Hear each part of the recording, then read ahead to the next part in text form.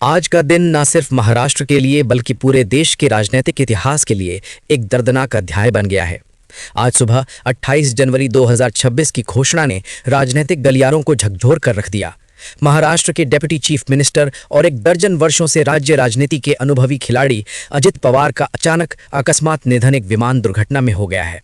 यह खबर जितनी अचानक है उतना ही गहरा असर भी रखती है। समय की सादगी से कहें तो आज सुबह एक चार्टर्ड विमान जो मुंबई से अपने गृहनगर बारामती जा रहा था, लैंडिंग के दौरान रनवे के पास हादसे का शिकार हो गया। विमान के क्रैश लैंडिंग का प्रयास विफल रहा और उसके तुरंत बाद वो आग के गोले में बदल गया। इस भीषण हादसे में अजित पवार समेत 4 अन्य लोग मौके पर ही शहीद हो गए। ये दुर्घटना मेहरबान नहीं थी। ये लियर जेट 45 XR विमान था जो कि एक चार्टर्ड बिजनेस जेट था और जिस पर कुल 5 यात्री सवार थे। उनमें शामिल थे डिप्टी सीएम अजित पवार, उनके सुरक्षा अधिकारी, एक सहायक और 2 पायलट। किसी भी यात्री का बच पाना संभव नहीं रहा।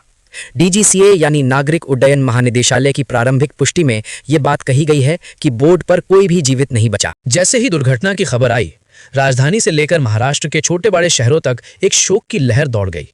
मीडिया चैनलों पर तुरंत समाचार बैनर चलने लगे। सोशल मीडिया पर लोग भावनाओं के साथ प्रतिक्रियाएं दे रहे हैं और पूरा राजनीतिक परिदृश्य गहरी मौन संवेदना में डूब गया है। विमान हादसा किसी सामान्य दुर्घटना जैसा नहीं था, बल्कि ये राजनीतिक जगत में एक बेहद गंभीर क्षति के रूप में दर्ज हो रहा है। इसमें सबसे अधिक संवेदना इस बात की है कि अजित पवार अभी अपनी जिम्मेदारियों में सक्रिय थे। वे बारामती जा रहे थे, जहां उन्हें आगामी जिला परिषद चुनावों के लिए 4 सार्वजनिक सभाओं को संबोधित करना था। वो जनता से रूबरू होने वाले थे, अपनी रणनीतियों और योजनाओं को साझा करने वाले थे, लेकिन नियति ने कुछ और ही तय कर दिया। अब हम बात करेंगे उस व्यक्ति के बारे में जिसकी ये मौत अब इतना बड़ा अंतर राजनीतिक, प्रशासनिक और सामाजिक असर छोड़ गई है। हम बात कर रहे हैं अजित पवार की। ये नाम महाराष्ट्र की राजनीति से जुड़ा हुआ एक ऐसा नाम है जिसे दशकों तक कोई भी अलग थलग, कमजोर या आकस्मिक नेता नहीं कह सकता। अजित पवार का राजनीतिक सफर एक लंबी और रणनीतिक यात्रा थी।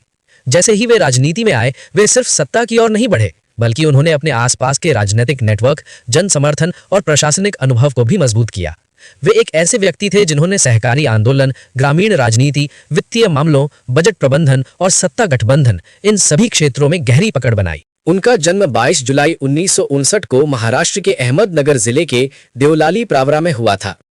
उनकी राजनीतिक करियर की शुरुआत सहकारी क्षेत्र से हुई, जहां उन्होंने स्थानीय उद्योग और ग्रामीण अर्थव्यवस्था को समझने का एक मजबूत आधार बनाया।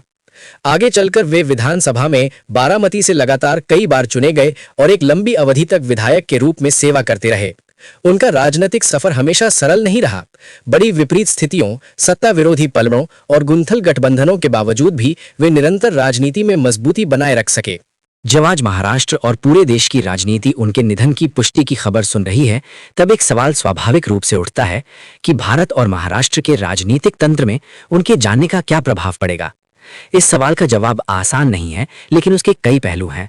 सबसे पहले ये याद रखना जरूरी है कि अजित पवार महाराष्ट्र के उप मुख्यमंत्री थे, राज्य के वर्तमान सत्तारूढ़ गठबंधन का एक अहम हिस्सा।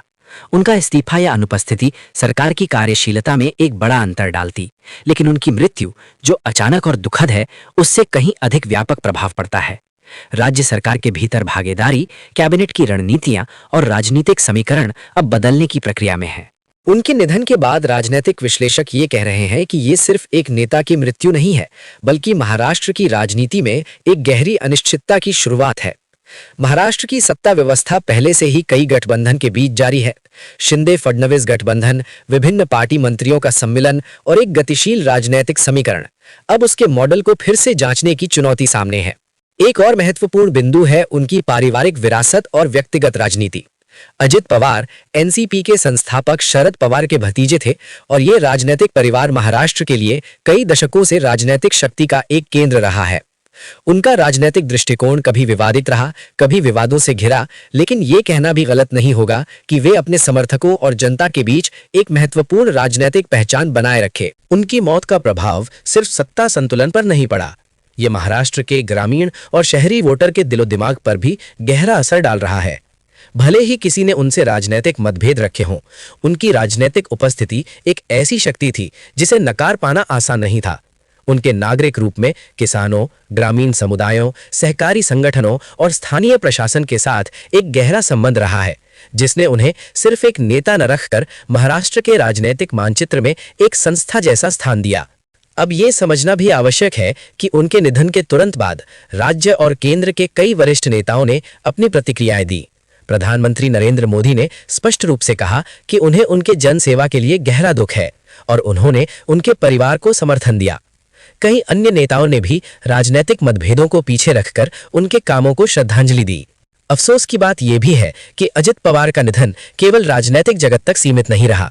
उनके निधन की खबर ने मनोरंजन, सामाजिक और नागरिक समुदायों में भी एक भावनात्मक प्रतिक्रिया पैदा की है, जिसे कई लोग अपने शब्दों में बारामती के राजा के रूप में याद कर रहे हैं। उनकी मौजूदगी का अर्थ सिर्फ सत्ता नहीं बल्कि जनता की भावना के साथ जोड़कर देखते हैं। अब जब हम आगे के राजनीतिक असर की बात करेंगे, सबसे बड़ा केंद्र यह है कि अब महाराष्ट्र की राजनीति किस दिशा में आगे बढ़ेगी। कई विशेषज्ञ मानते हैं कि महाराष्ट्र के भविष्य में राजनीतिक दलों को आपसी तालमेल, नई नेतृत्व रणनीति और नए गठबंधन ढांचे की आवश्यकता पड़ेगी। एनसीपी के भीतर नेतृत्व परिवर्तन, शिवसेना के साथ स्थिति संतुलन, बीजेपी के रणनीतिक गठबंधन के मॉडल सबको फिर से मापा जाएगा।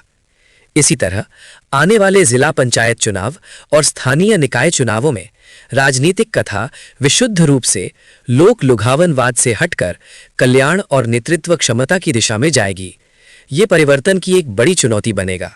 राजनीतिक विश्लेषक इस बात पर भी जोर दे रहे हैं कि अजित पवार के निधन से न केवल सत्ता समीकरण पर असर पड़ेगा बल्कि महाराष्ट्र के राजनीतिक मानस में एक स्थायी रिक्तता का एहसास रहेगा जिसे भरा नहीं जा सकता। उनका जाना यह प्रश्न उठाता है कि क्या कोई और नेता उनके समकक्ष बन पाएगा? क्या उनके समर्थक अब उन्हें भूलकर नई राजनीतिक दिशा को अपनाएंगे या फिर राजनीति वापस उस पुराने संघर्ष और समीकरण की ओर लौटेगी जिसे वे वर्षों तक संभालते रहे? जहां तक आगामी चुनावों का सवाल है, ये न केवल एक पार्टी के लिए चुनौती है बल्कि महाराष्ट्र की राजनीति की नैतिक दिशा और जनता की अपेक्षाओं को भी प्रभावित करेगा। लोक लुभावन वादों और योजनाओं के बीच अब एक सवाल और ऊपर उठता है, क्या राजनीति पुनः विचार, विकास और जन कल्याण जैसे मूल प्रश्नों पर केंद्रित रहेगी या शक्ति संतुलन, जाति समीकरण और व्यक्तिगत नेटवर्क फिर से राजनीति की प्रधानता बनेंगे?